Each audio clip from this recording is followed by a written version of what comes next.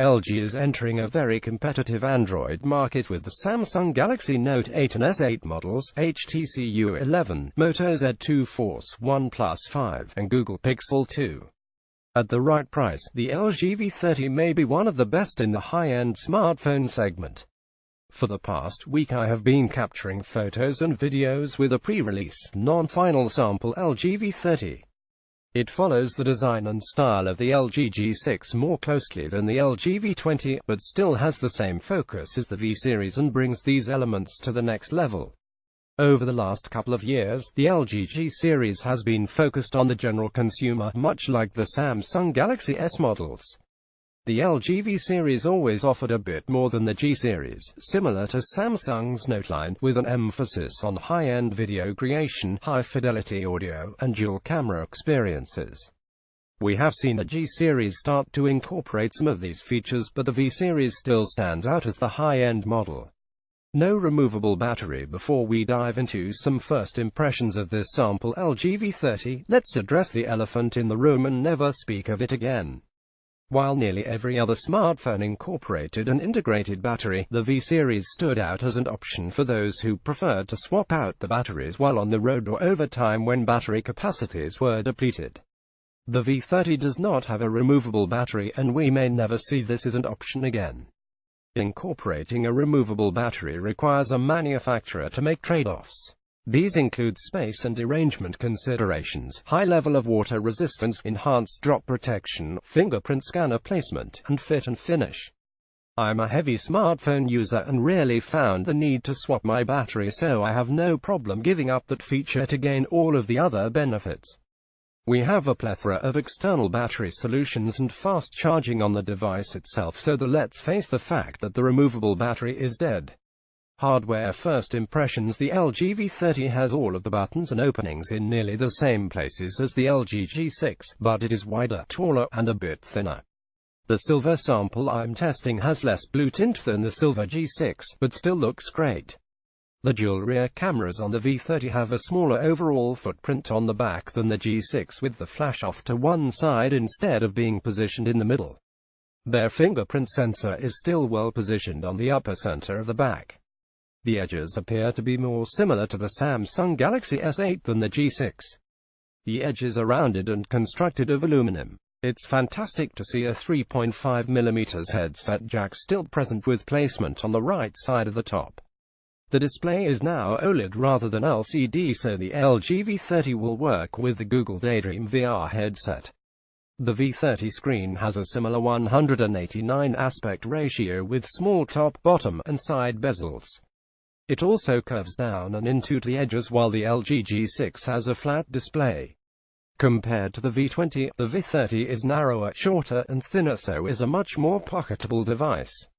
The LG V30, similar to the LG G6, is a smartphone that should withstand typical usage thanks to IP68 water and dust resistance, AMILSTD810G drop protection rating, Gorilla Glass 5 on the front and back, and Gorilla Glass 4 on the camera. Specifications of the LG V30 include a processor Qualcomm Snapdragon 835 octa-core display, 6.0-inch 2880 by 1440 pixels, 189 resolution AMOLED operating system, Android 7.1.2 Nougat with August security patch, RAM 4GB, storage 64GB, internal with microSD expansion card slot, water and dust resistance, IP68 rating, cameras dual rear 16-megapixel f1.6 and 13-megapixel cameras. Front 5-megapixel camera, battery 3330 mAh with quick charge 3.0 and wireless charging technology. Dimensions 151.7 by 75.4 by 7.39 mm and 158 grams. LG V30 first look in pictures. See full gallery. Where's the second screen? The LG V30 runs Android 7.1.2 and the sample I have has the August security update installed.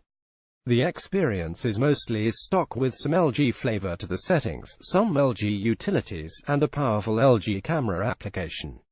One thing that was distinctive on the LG V10 and V20 was the top second screen that appeared adjacent to the front-facing camera and sensors.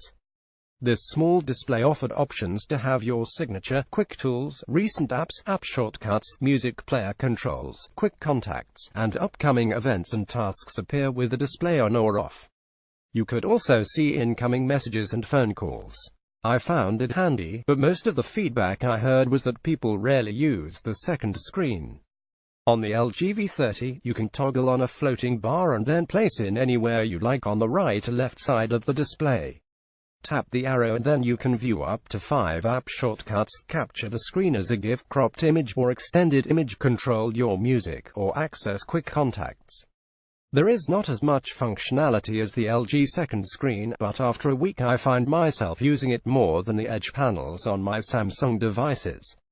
Camera capabilities. Just like the LG V20 and LG G6, the second camera has a wide-angle lens that is great for capturing landscapes, rooms, and other situations when you need to capture more than your typical camera phone. The main rear camera is a 16-megapixel f1.6 shooter with glass lens. I've captured some fantastic photos over the past week, even with a non-final device. I've included just a couple of samples in my gallery, but will have more in full resolution on Flickr when my full review goes live with a retail unit. Most high-end Android devices come with a manual option for the camera. While this is fantastic for those who spend the time learning all the advanced functions in manual mode, most people shoot in automatic mode with their smartphones. LG provides an option called Graphy that appears as an icon in the top right of the viewfinder.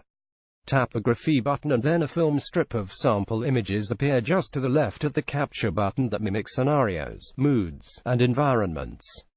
Tap one of these thumbnails to have your manual settings adjust to that image style and then shoot your image. You can also start with one of these options and then the software will prompt you how to adjust the settings while also giving you the option to continue manually changing what you want yourself. This is a good way to train you further on using manual mode, and I look forward to more testing of this functionality. An advanced video mode on the LG V20 is called Cine Video. This is designed to help add a filter to your video that mimics a movie style. There are 16 styles available, including thriller, classic, drama, documentary, blockbuster, and more. Tap one and shoot your video to later perform other advanced editing. You can also tap the top right button in video mode to engage point zoom. This function lets you coolly zoom in and out while recording video to give your video a more professional look and feel. I have only tested this a couple of times and need to spend more time as I evaluate the V30.